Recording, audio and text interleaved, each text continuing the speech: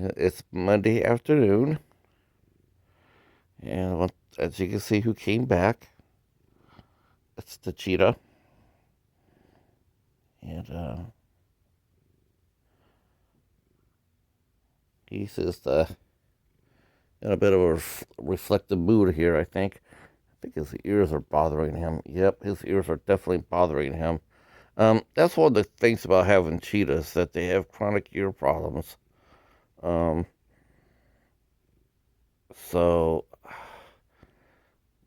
sometimes, like once a year or so, I have to have him take him in and have his ears looked at, and it might be getting that time.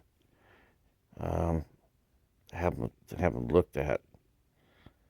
Um, he does not like it, having his ears poked around. Um, yeah, I have to be careful about that because he will not like that too much. Um, but it's a lot better than him not having his ears looked at because um, because since he's a bigger animal. He's not like a house cat. Um, he's more prone to when he has problems, prone to be a little bit bigger because he's part cheetah. Um, and you can see right there, you can see how here's a good picture of his winter fur. See, his winter fur has kicked in, so this is all really thick right here. This right here is really thick. Hi, buddy. Are your ears bothering you?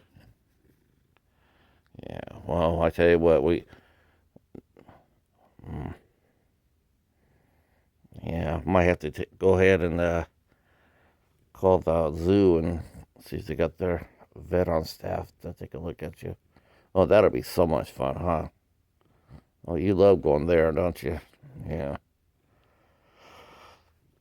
Yeah, as you can see, he does not like going there, and he knows the word zoo, and so he gets a little bit irritated and a little concerned because he doesn't like it. He actually travels really good. People have asked me how he travels. He actually travels pretty good. Um, he doesn't really make a lot of noise in the car. You don't he uh, I don't know why, but cats, I mean, whether it be a domestic cat or a big cat, or it's weird is how they have a sense of direction. Um, with my old cat, Derek Jeter, I could put him in his carrier, and he would talk to me all the way to the vet's office. And at the time, our vet was in Livonia, which is about 10 miles away from us, and he would talk the whole way through. Um, but the good thing was that right next to the vet's office was a Burger King, and Derek Jeter liked Burger King French fries. And so what happened is he'd go to the vet, and Dr. Foster treat him or whatnot. Then afterwards, we'd go to Burger King. I give him some fries. Um, he didn't get any there because they're too hot. But by the time they got home, he could have them. Um, but he would talk all the way there to the vet, and then on the way home, nothing, maybe one or two. He knew he was going home. Um, don't ask me why. He just did it. All the years that I had him. I had Derek for, gosh, I got Derek in 2002, so I had him for 11 years. Um, and so every time he went to the vet, he would just talk up a storm. He was a great patient. He was a good patient. Paladin, on the other hand, well, if I take him in, I will actually definitely take him this phone, so people can actually see if you have. I know a lot of people tease me like, well, he's a cat. Well, yeah, you just don't know. Um, he's actually extremely frightening when he goes to the vet. It's it's a trip. Um, I've heard people outside in the waiting room get really anxious because they hear him. He's a lot worse than any dog. I've heard kids start to cry because he's been so loud and aggressive. He does not like the vet. Um, that's they have to sedate him, and of course that's what happens when you have a cheetah. Um, but Derek, on the other hand, he was a sweet patient. He was very, he was like, okay, whatever you need to do. Um, the only thing he probably didn't like the most was having his temperature taken. That he didn't like. Otherwise, no problem. Look at his teeth, no problem. Ears, no problem. Clip his nails, no problem.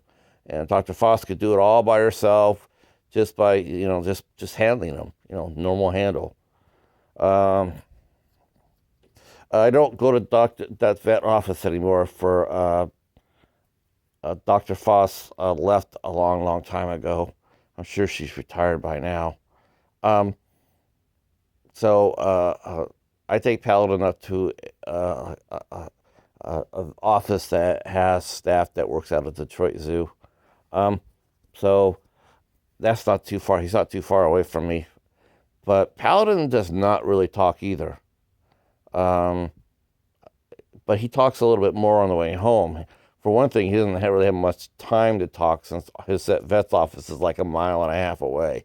So it literally is 5 minutes, just zip there and zip back, which is really good because if I had to take him over to the other office or Royal Oak, it would be talking nonstop. And then when he gets home, I just basically open his cage and I let him out.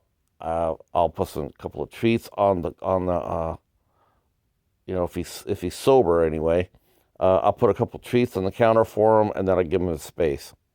I just give him his space. Let him get used back to the house to the house and whatnot. I don't handle him or pick him up or anything like that. I do sit and watch him because, like I said, he is sedated, and so I got to make sure he doesn't try to hurt himself. He doesn't hurt himself accidentally or whatnot, like try to jump on stuff and whatnot. Uh, but yeah, if I have to take him in, I have to watch his ears real close. If I notice him shaking his head, that'll get a phone call. Well, okay, well, I don't know where this came from. I thought I'd just share that story with Paladin. Uh, uh, yeah, thanks for the great response to the shout outs. I had a lot of fun doing them. I got tagged for that 40 questions by Katie Warman. So I'll be doing that here in a couple of days or so. I got to write down all the questions, I think, so I can see what so I can see. I heard all the questions, but I got to write them down so I can answer them all. All right. Well, I'm sure you're tired of looking at my wall in my bedroom. So that's it for this. I'll talk to you folks later. If you like this, if you like the channel, hit the like button, hit the bell button, and we'll see you on the flippity flip. Well, I like that term. It's so funny. All right. Until then, peace.